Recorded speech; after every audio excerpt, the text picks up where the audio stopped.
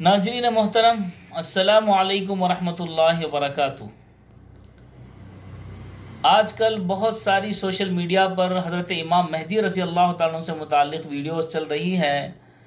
اس میں حضرت نبی کریم صلی اللہ علیہ وسلم کی جو احادیث ہیں ان سے متعلق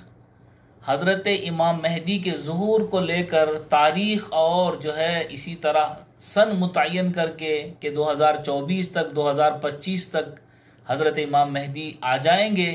یہ جو بات کہی جا رہی ہے یہ احادیث کی روح سے یہ بالکل ہی مناسب نہیں ہے۔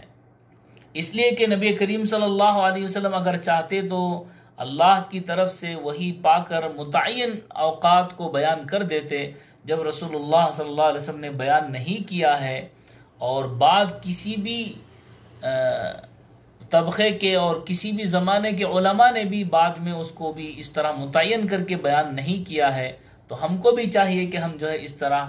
سال متعین کر کے احادیث کے متعلق اور حضرت امام مہدی رضی اللہ تعالیٰ عنہ کے ظہور کے متعلق بات کریں۔ بلکہ احتیاط اسی میں ہے کہ ہم یہ کہہ سکتے ہیں کہ علامات جو ظاہر ہو رہی ہیں ان سے آپ کے ظہور کا وقت بالکل قریب ہے،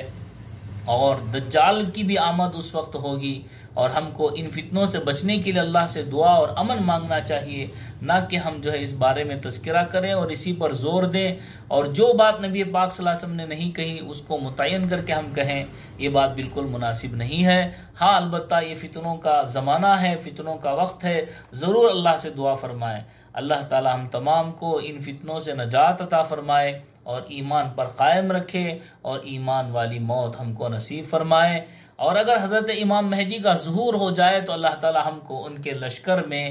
شامل فرمائے۔ اللہ تعالی ہماری دعا قبول فرمائے۔